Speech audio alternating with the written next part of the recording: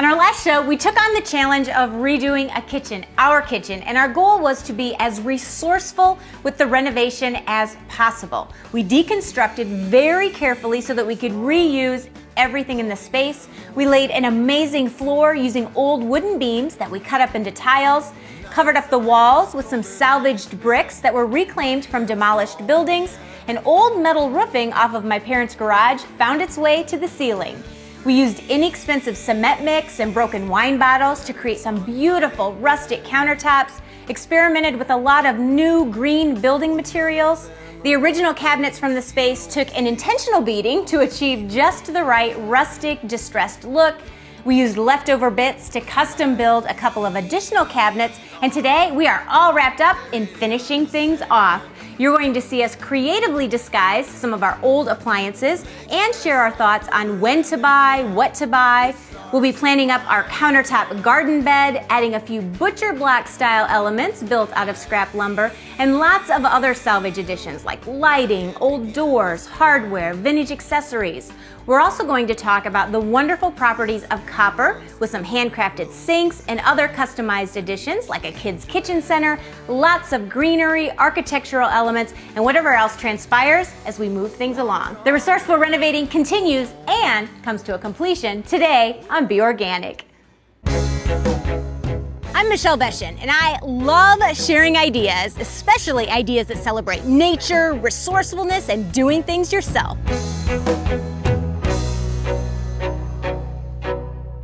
I also love to search out interesting people, everyday people that are doing up green in their own unique way so that we can throw their naturally good ideas into the mix. I'm on the same journey as all of you, trying to do things that are healthy and vibrant for us and our environment. Be Organic is a lifestyle. It's my lifestyle, one that is naturally imperfect yet practically green every step of the way.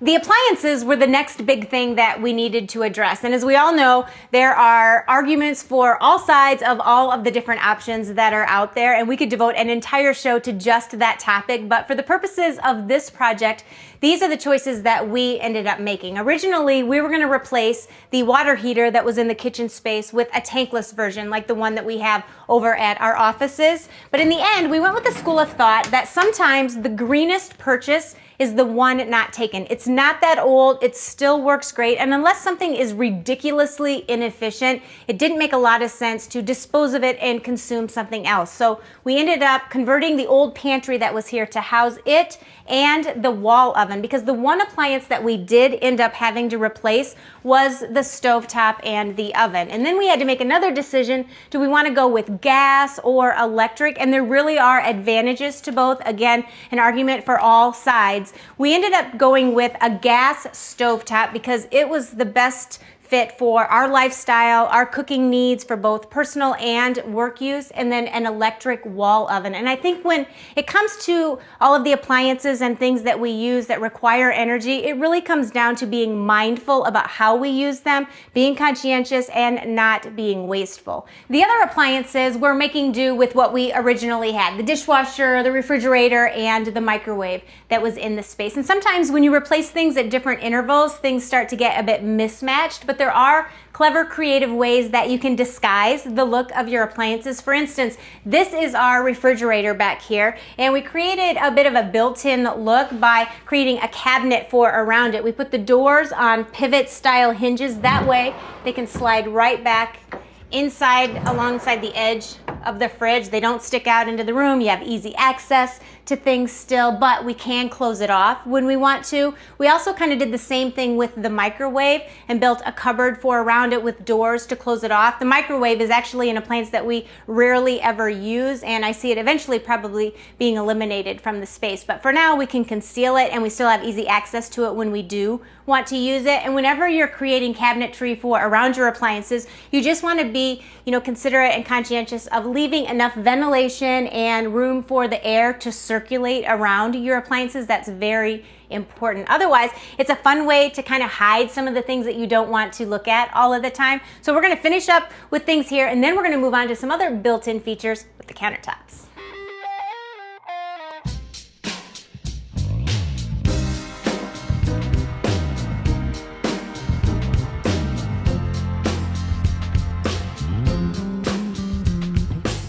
countertop that we built for the cabinet in the back of the kitchen was a butcher block style countertop, and we're going to do that same process for the cutting board that is getting inset into the concrete countertop for the island. And it really is a great way to utilize scraps of lumber that you have lying around. It's an easy process. Butcher block basically means assembled wood, a bunch of pieces of wood that are glued up together.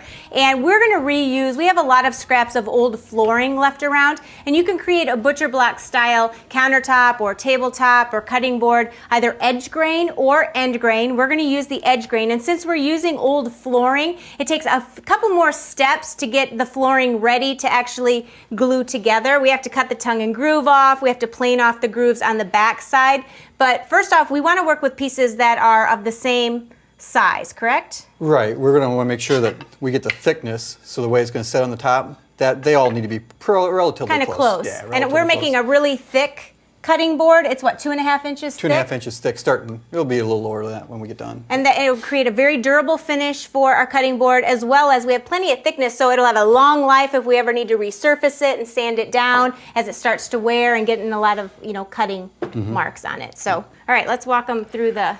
Okay, well, the first thing we need to do, let's get rid of the tongue side, and then we'll go and get our thickness for the 2.5 inch after we get done with that. So I'm just going to set this one up, we'll run this through, get our tongue side cut off, and then we'll get the other side to 2.5.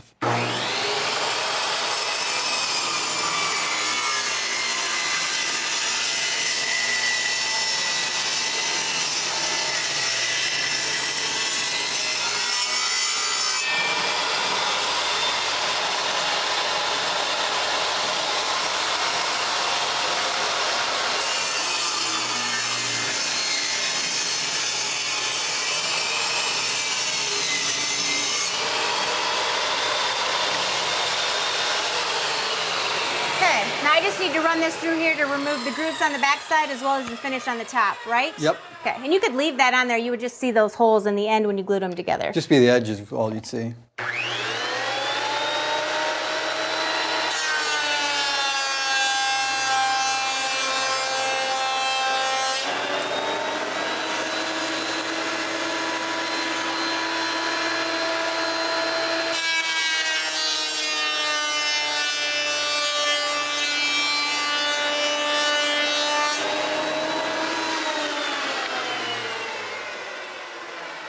That's a nice piece of wood. Perfect, isn't it?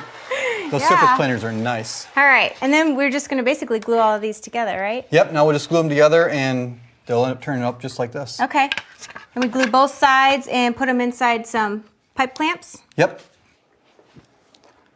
Now you're going to want to use a good premium wood glue. This is an eco-friendly wood glue that we're going to use here. So if you want to get that out of the way, we'll set this up and we'll use this. And the only thing I do here is I put a stop block so we can kind of get them all the same size, same edge grain be the same. And then we'll just take and we'll glue one end of it. And I put it on very liberal.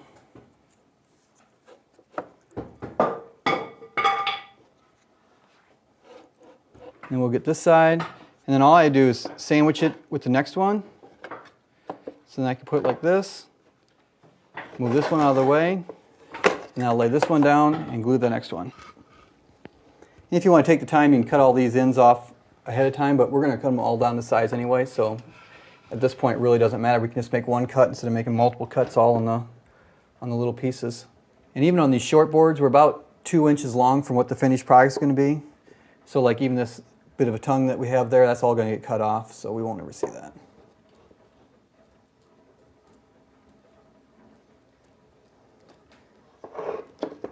When we get done clamping it up, because you're going to put some bar clamps on here and clamp it this way and have even pressure on both sides. I'd put clamps on the top and the bottom, and then clean off as much glue as you can. Just makes it easier for cleanup when you get done with the edge. Then all those little pieces turn into one beautiful big block of wood. Yeah, and if you notice, they all came in pretty even. I mean, we're going to run through the planer one more time, or we can use the belt sander to smooth it off. And I like to get rid of a little bit of this extra glue right before we send it through the planer one more time. These are on the blades and the knives. But then let's go ahead and send that right back. Basically, now we're just going to shape it up and smooth it off, right? Right, yep. We'll start getting to size. Okay. So let's bring that back over the planer. Raise this up a little bit. And it's important if you are working with a planer that you're building all of your pieces to your butcher block in the sections that'll fit through your planer, and then you'll end up piecing them all together if you're working with a really large piece, right? Right. Let's see where we're at there. A little too tall. Bring it back out. Try that once.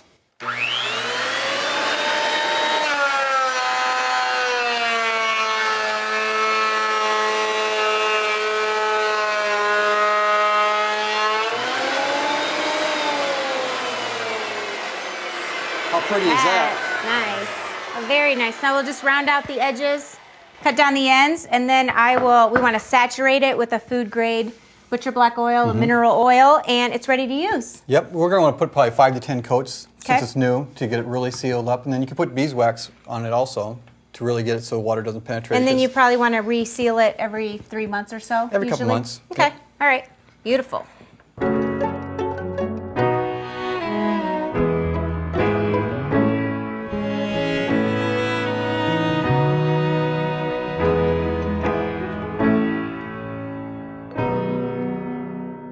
And this is a beautiful cutting board, an excellent way to reuse that old flooring. It fits nice in our cutout. It'll be easy to take in and out to clean it off or to refinish it as need be. But I think we're at the point now where we can put everything back into the space and get using this kitchen.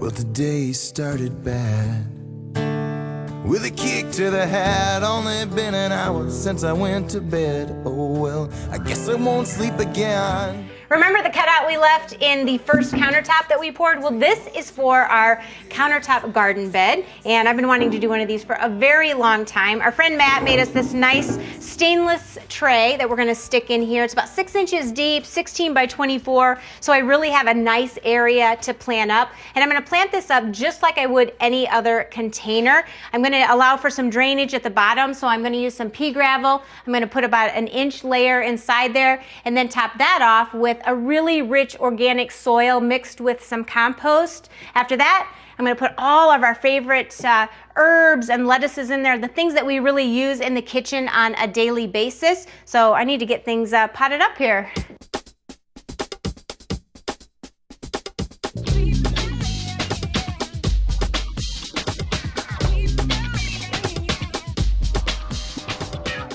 You'll notice I planted the mint up in a container, and that's because their roots tend to take over, and in this small of a space, I definitely don't want that. We do have the garden bed positioned so that we can take advantage of as much natural light as possible through the door and the window, but on occasion, these guys may need a bit of assistance. So I'm gonna go ahead and install a grow light underneath this cabinet here, and there really are a lot of options when it comes to grow lights, so you really wanna find one that is as efficient as possible depending on your space requirements and your budget. Now we have an outlet that was installed inside the back of this cabinet. We drilled a hole in the bottom, so all I have to do is screw that grow light in underneath and plug it in.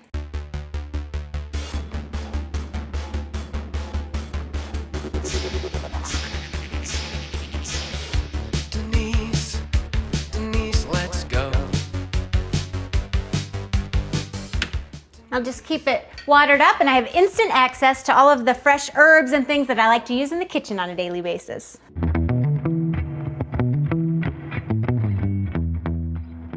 Completion is the best feeling, and I'm proud to say that we are finally at that point with this project. It was a big one, but it was one that really felt good every step of the way, and we ended up having a lot of fun with the whole work with what you have mentality. We got to explore a lot of different ways of doing things, and it's kind of fun to look back on the original plan that we had. It was a very rough outline because a lot of it had to get determined as we worked through the process depending on what we had to work with, and a lot of the design stemmed from the cabinets that we had pulled out of the original space. You know, what kind of cabinets we had, how many, the design of the island, for instance, all stemmed from the wooden panels that we removed from the original counter. And a lot of the cabinets we were able to rework and make some updates to by using some ready-made systems. For instance, this cupboard was perfect for our recycling center, and they have a lot of rail systems and organizational things that make it very easy for people to update old cupboards. cupboards. All of the hardware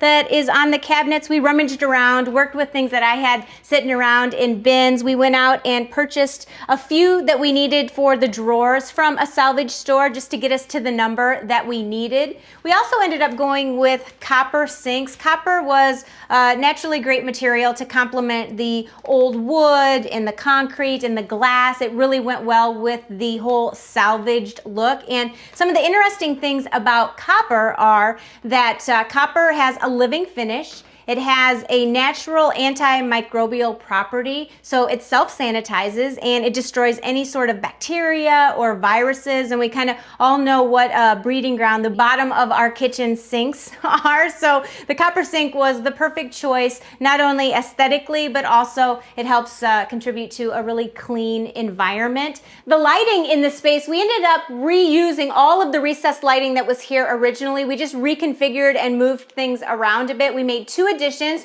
with this antique lighting that we had laying around, just rewired it. It works beautifully above the island. And when you're working with salvaged pieces, you really get a lot of things that have a lot of character, the built-in stories. We also added a couple of salvaged doors to the space, and then the ones that we removed from here, we ended up reusing elsewhere. You'll also notice that we ended up using a lot of barn board to cover the walls, to build some cabinetry with, and we actually had to purchase this barn board. We have a friend that tears down barns and then repurposes all of that material. So it was a great source for us to find some more salvaged lumber that we needed. We also came up with kind of a fun way to get some additional storage space. This is basically a wall that we opened up and just exposed all of the 2x4s. We ended up just framing them out to dress it up and then adding shelves in between the 2x4s. It works perfect for, you know, of course we store a lot of things in jars, and it's the perfect depth for that. So instead of just having a blank wall here that served no other purpose, we opened it up and now we have all of this great storage.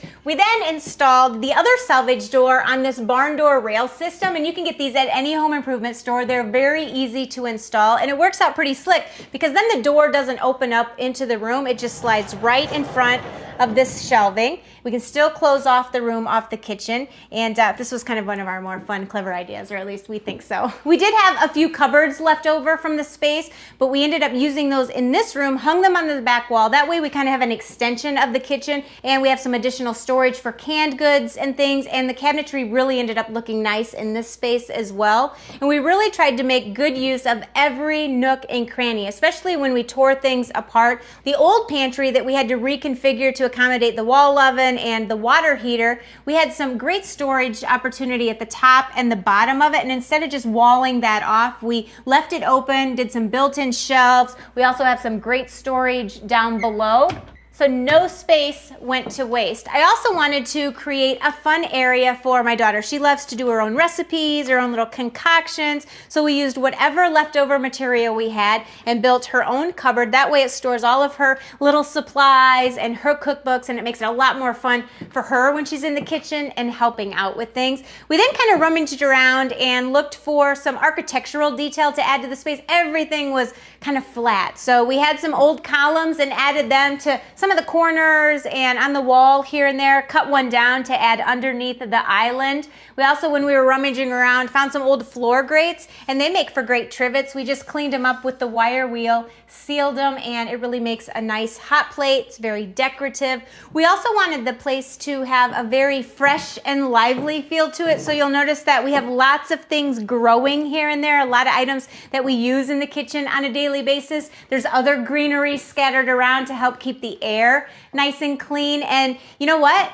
I love it in here. It's worn and torn in what I like to call a very charming, salvaged way. We're gonna have a completely different kitchen experience in here than what we had before. And all of the resourcefulness really paid off, doing it ourselves, working with what we have, because when you put a hard dollar amount on it, the whole project came in at less than $5,000.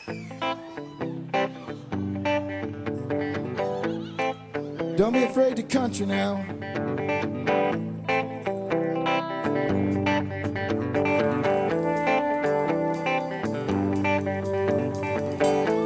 Carve your name next to mine in a wood stump with a jackknife. Cross your T and dot your I.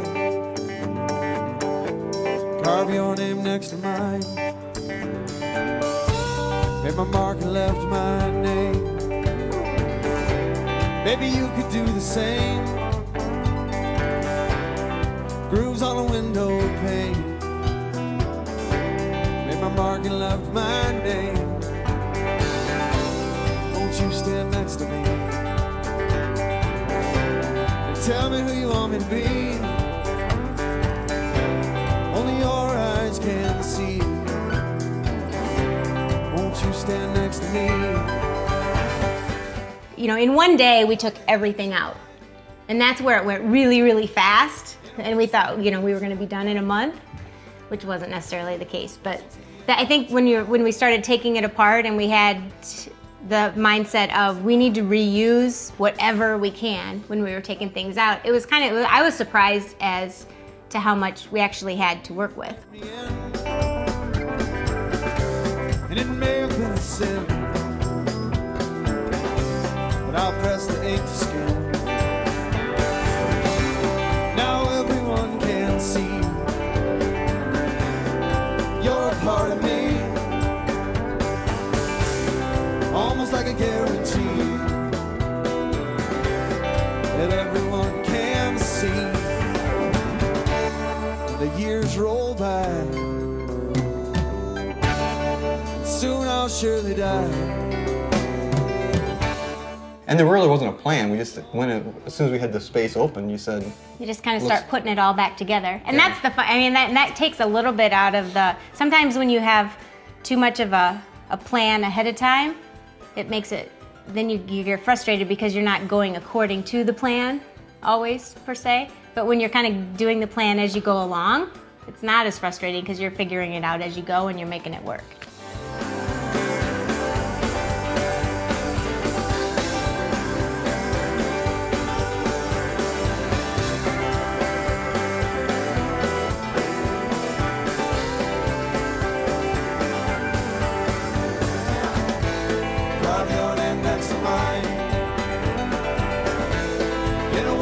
With a jackknife, cross your T and dot your I. Carve your name next to mine.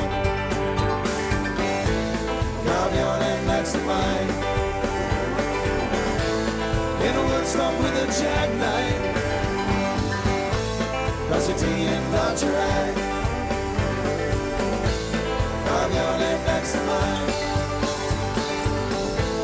Carve your name next to mine. Carve your name. Carve your name next to mine. Carve your name. Carve your name next to mine. Carve your name. Carve your name next to mine. I can't stand unfinished. Completion. Completion. Like what you see and want to know more? Go to beorganic.net and be part of our growing online community. We're well stocked with projects from the show and more. Lounge around and check out our growing library of down and dirty and 30 video tips and our Be Organic blog for natural ideas that are always fresh but never artificial. Well, when you live here also. Yeah, live here, work here, gotta hang with them 24/7. Get on each other's nerves. Just a little. And we have very different ways of doing things, which can irritate each other. Well, you like everything crooked. I do like everything. And I like everything square. So it makes it a little difficult. It does, but in the end, you know, we end up being a pretty good team, surprisingly. We get it done. And it always turns out pretty good. Or at least we like it. Well, you get the vision.